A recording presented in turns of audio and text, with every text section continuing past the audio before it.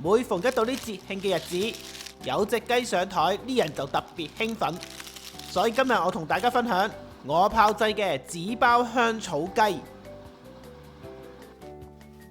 要整得好食嘅話，我通常都會用呢啲冰鮮嘅走地雞。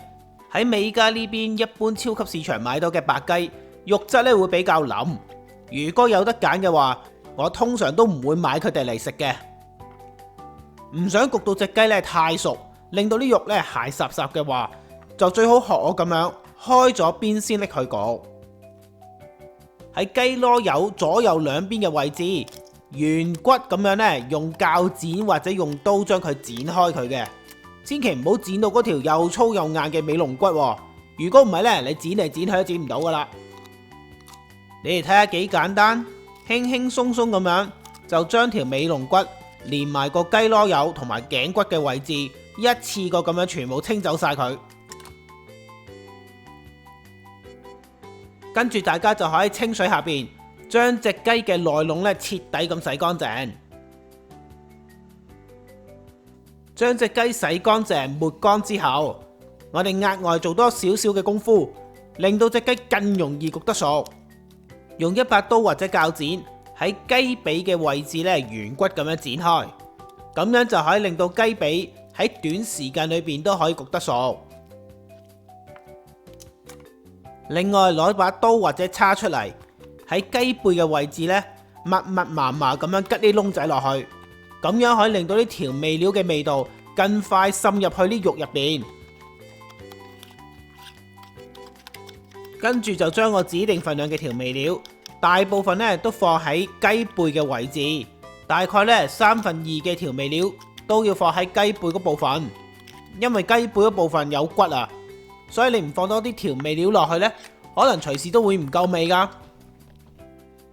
灑勻好啲調味料之後，我額外仲會加啲乾嘅香草落去，增強香草嘅味道嘅。最後咧就將佢哋全部捽勻佢，確保每一個地方咧都有調味料喺度。搞掂好雞背嗰部分之後，就將隻雞反轉，然後將剩低落嚟嘅調味料灑喺雞胸嗰一邊。當然啦，一樣要用手捽勻佢，令到每一個地方都有調味料包住先好啊。另外咧，乾香草呢一部分咧，喺雞胸呢一面咧就唔需要嘅。調味料搽勻喺隻雞之後，就將佢放喺4度嘅雪櫃入邊，醃佢至少3個鐘頭。如果可以過夜嘅話咧，咁就更加正啦。跟住咧，我哋就要準備一啲新鮮嘅香草。香草方面其實咧好隨意嘅，你中意用咩香草都得。冇乜頭緒嘅話，就跟翻我用嘅香草就 OK 噶啦。將啲香草洗乾淨，擎乾水之後，我哋加翻少少油落去，同啲香草撈勻佢。另外亦都加啲切開咗一半嘅蒜頭落去。蒜頭其實唔使同佢去衣嘅，因為咧焗完之後都唔會食嘅，所以就將佢同埋啲香草連埋啲油一齊撈勻佢就得噶啦。香草搞掂完之後，就記得咧將個焗爐預熱好先啦。然後呢個時候就準備一個焗盤，上面咧鋪張大大嘅牛油紙，足夠可以完全包住成隻雞。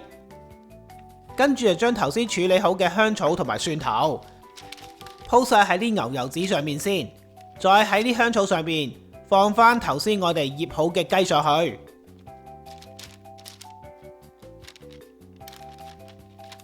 所有嘢都準備好晒之後，就將個牛油紙密封好佢。我咧就會用啲釘書機咧將佢釘實嘅。你冇釘書機嘅話，亦都可以用一啲入到焗爐嘅棉繩，將佢綁實佢都得嘅。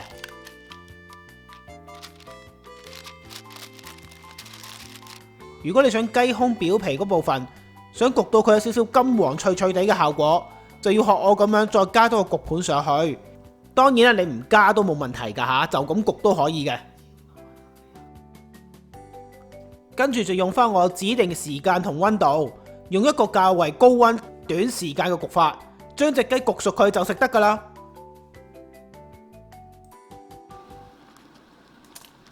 各位觀眾，香草紙包雞就搞掂啦。等我而家即刻剪開佢俾大家睇下啦。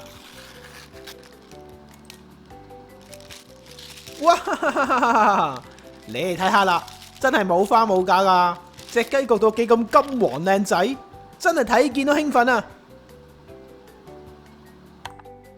呢隻雞嘅味道呢，真係冇得彈，食嘅時候呢，可以感受到陣陣濃烈嘅香草香味。我依家呢，就攞隻雞髀去慢慢嘆，你哋都唔好執輸啊！快啲買齊材料，跟我試一次啦！利用呢個紙包嘅焗法，香草呢就好似有個煙燻嘅效果，將所有嘅香味呢都逼入去啲雞肉入邊。而且咁樣做呢，可以確保你個焗爐入邊完全係零油煙、零污漬嘅。覺得呢個食譜做得唔錯嘅話，希望你可以俾個 like 我，或者留言話我聽你對呢個食譜嘅意見。最好呢，當然 share 埋俾你身邊嘅朋友啦。要重溫翻呢個食譜嘅份量，又或者睇下啲材料係咩牌子，就記得去資訊欄嗰度睇睇個文字食譜啦。我嘅文字食譜唔單止有中英對照，而且份量仲可以隨意更改㗎。多謝大家收睇，我哋下次再見。